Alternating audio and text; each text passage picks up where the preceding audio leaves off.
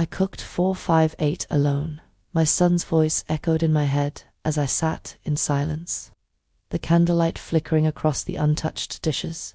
"We're at a real grandma's house," he had said. "So, my name is Morgan Patterson, and last Thanksgiving was supposed to be different. It was supposed to be the year I pulled my family back together. The year I proved that I still belong despite the divorce, despite the distance, despite everything." The house smelled like turkey, cinnamon, and rosemary. I had spent the last 3 days preparing the meal. The table was set with polished silver, crystal glasses, and a lace tablecloth passed down from my mother. 5 place settings, 5 chairs. I even added little name cards, a touch I hadn't done in years. I kept glancing at the clock. 3 p.m., then 3:15. At 3:47 p.m., I finally admitted it to myself. They weren't coming. Still, I held on to hope. I called my son Ethan, thinking maybe they got stuck in traffic. Maybe the kids spilled juice on their outfits. Maybe. When he picked up, I heard laughter and clinking silverware in the background. "Mum, we're at Savannah's. The kids wanted to see their other grandparents. You know how it is, Savannah. The woman who married my ex-husband 2 years ago.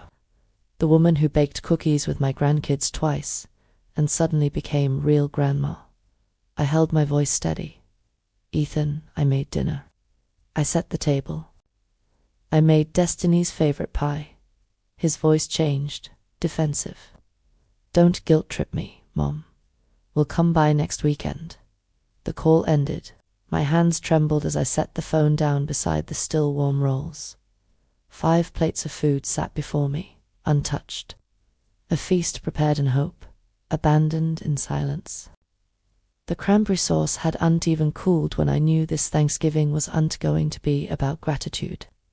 It was going to be about clarity, and something inside me shifted. I wasn't going to cry again. Not this time. The silence in the house was thick, almost sacred. I stood in the dining room, staring at the table I had set with such care, and my mind wandered back to the years that had led me here. I raised Ethan alone. His father, Thomas, died in a car accident when Ethan was just 11. We had been married for 15 years. In the early days of widowhood, I worked 2 jobs, teaching piano lessons in the afternoons and cleaning office buildings at night. I skipped birthdays for extra shifts. I sold my wedding ring to pay for Ethan's braces. And every Christmas, no matter how tired I was, I made sure there were presents under the tree and a turkey on the table. I never complained. I didn't see the point. Loving someone meant you showed up, you gave, you tried. Ethan grew into a thoughtful, bright teenager. He got into college on a partial scholarship, and I filled the gap with parent loans and a part-time catering job. I remember sewing his graduation cap back together the night before the ceremony because it had split at the seam. He laughed and said, "You always fix everything, Mom." Back then, I thought we were close. We weren't just mother and son. We were a team. When he married Lauren, I welcomed her. I gave them my blessing and handed over the family recipe book. She liked my apple pie, or at least she said so. I babysat Destiny and Harvey whenever they asked, sometimes for entire weekends.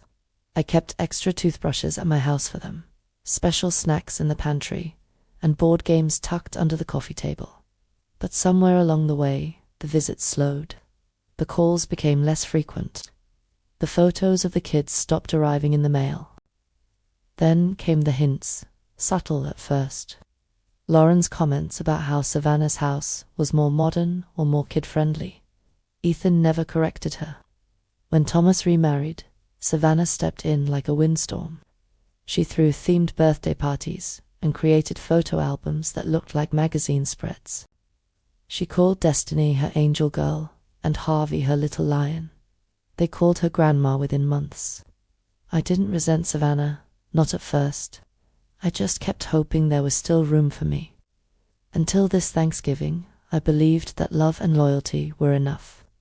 But I was starting to understand sometimes you can give your whole self to people and still be replaced without warning. The call came as I was adjusting the gravy boat for the third time, trying to keep my hands busy, pretending I wasn't already bracing for disappointment. Ethan's name flashed on my screen. I answered immediately, forcing cheer into my voice. "Hey, sweetie, are you close?" There was a pause before he answered, then laughter in the background. Clinking glasses. Children shouting, "Not here, somewhere else." "Yeah, Mum, about that. Plans changed." I froze. "What do you mean?" "Savannah invited us over. Her parents flew in from Florida. The kids really wanted to see them." I swallowed hard. "But you promised. You said you'd be here." I made Destiny's macaroni and Harvey's pie. Another pause. "Don't guilt-trip me, okay? It's just easier this way." "Easier," I echoed, my voice barely a whisper. "So, I'm the hard one now. Mum, come on. We'll do something next weekend. Okay? Can I speak to Lauren?" "She's with the kids," he said quickly. But I could hear her laugh behind him, carefree and delighted. "Ethan," I said slowly, "I've been cooking since sunrise. I set the table. I cleaned the silver." I know," he said, his tone growing impatient. "But we're at a real grandma's house. It's done. I got to go." A real grandma. He hung up. The silence afterward was louder than any scream. I stood there, the phone still in my hand, surrounded by the scent of roasted turkey and stuffing, and felt something shatter inside me.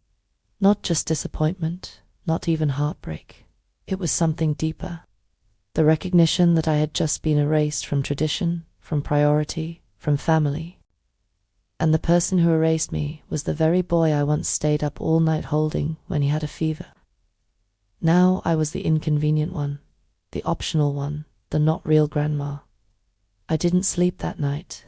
The candles burned down into pools of wax, casting long shadows on the empty chairs. I left everything as it was. The place settings untouched, the rolls slowly going stale, the cranberry sauce congealing in its bowl. I needed the house to hold the silence with me, to reflect what I felt inside.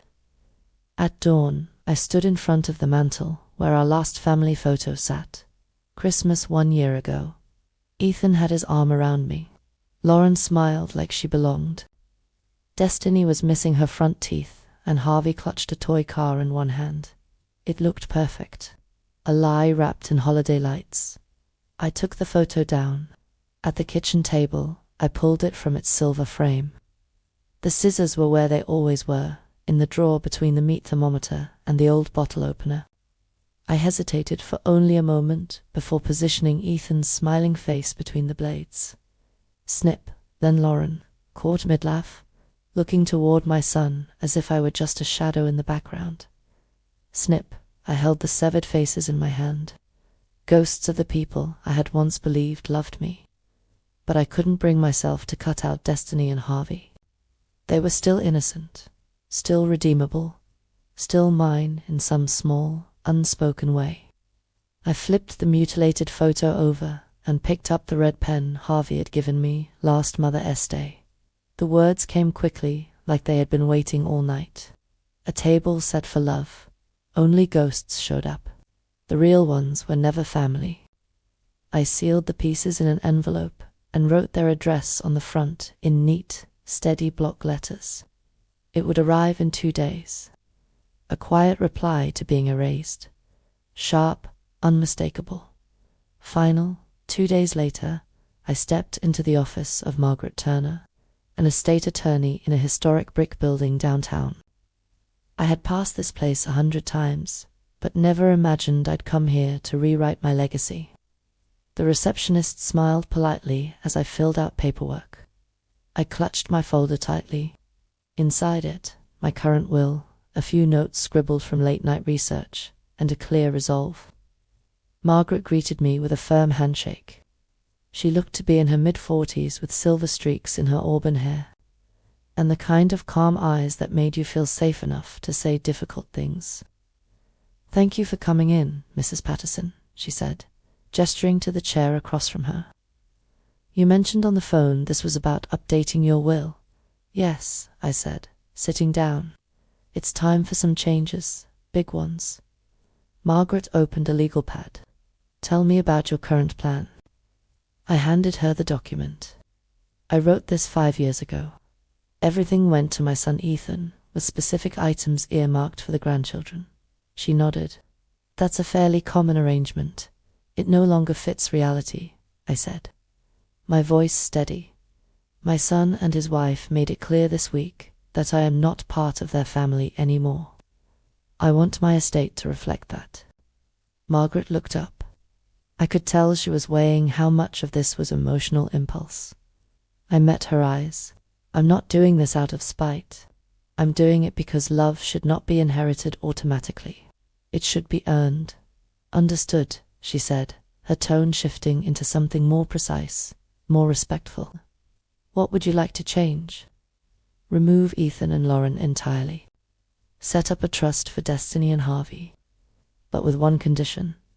They must visit me once a year until they turn 21. Not a holiday drop-in.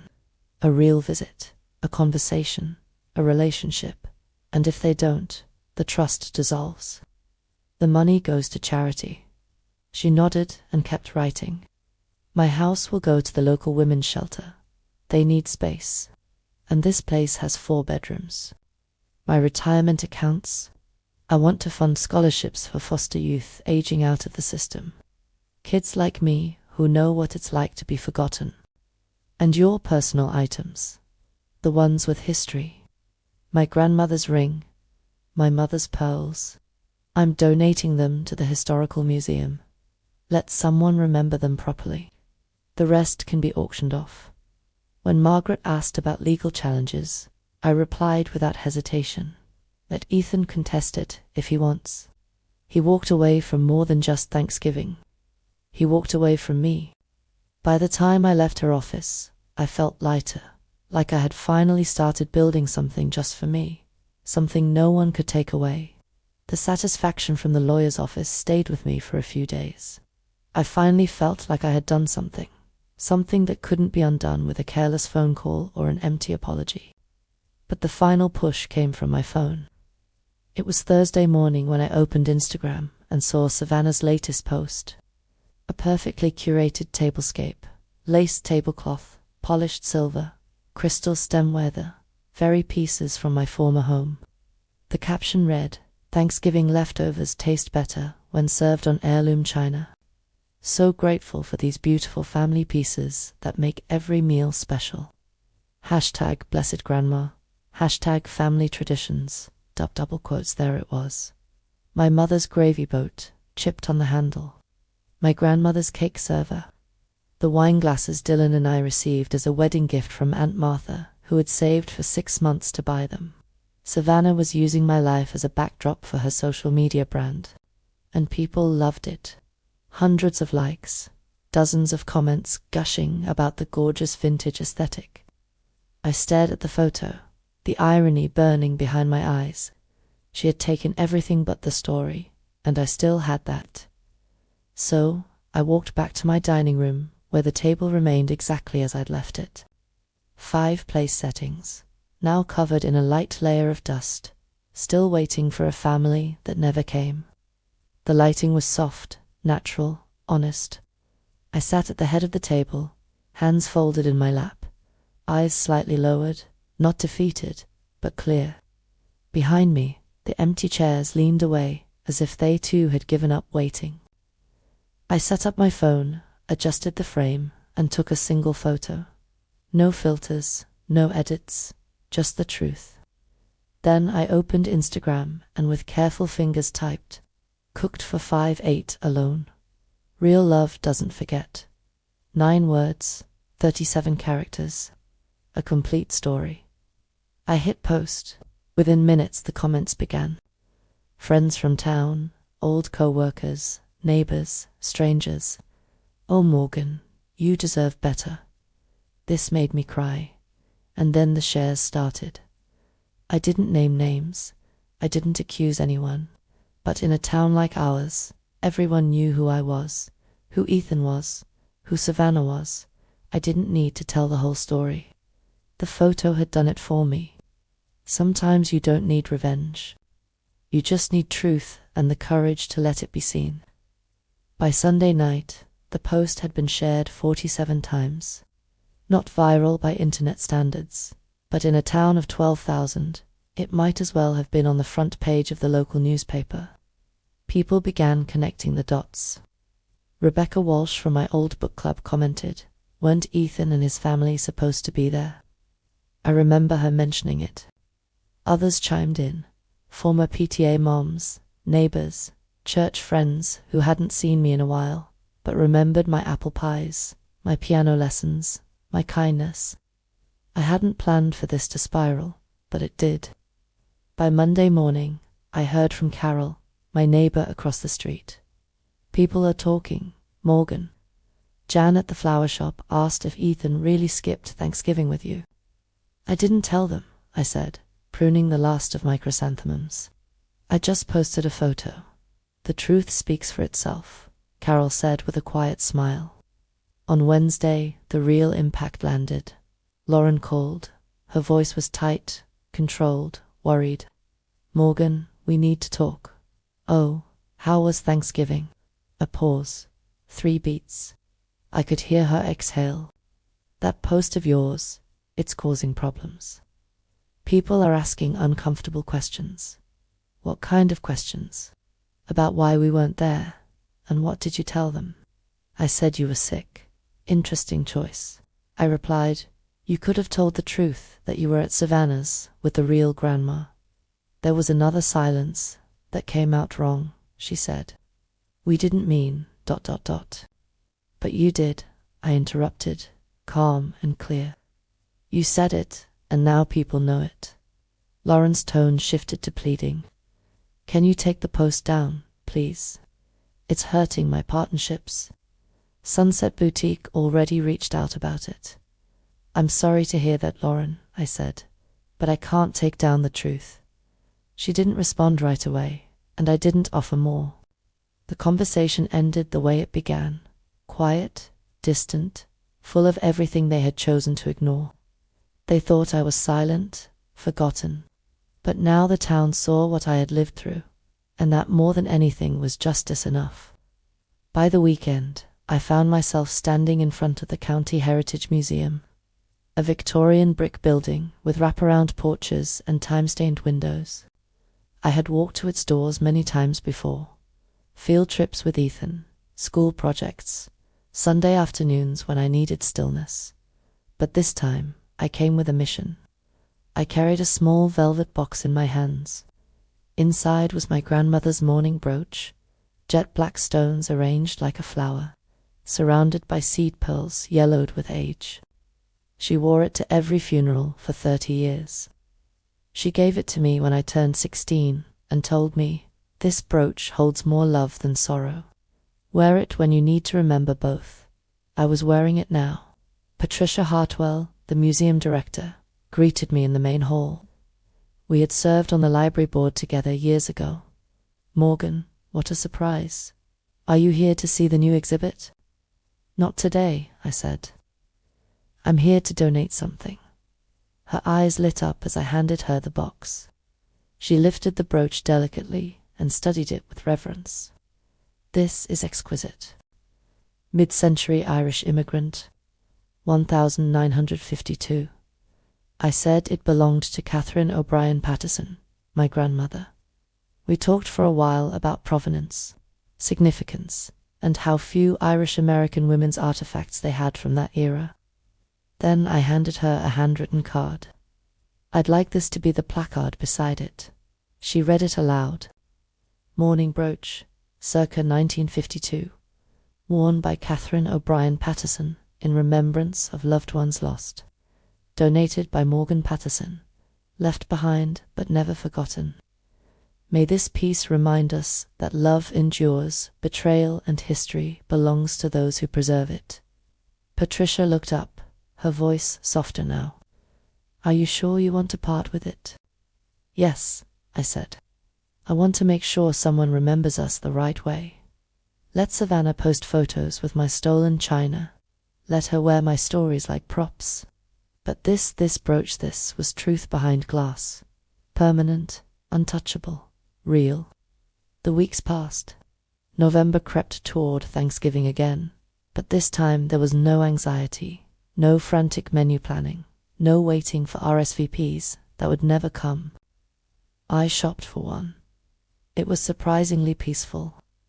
I wandered the grocery store at my own pace, choosing exactly what I liked. No need to worry about Ethan's preference for dark meat, Lauren's gluten-free demands, or whether Harvey would touch green bean casserole. I bought a small heritage turkey, fresh cranberries for a sauce that was neither too sweet nor too tart, just right.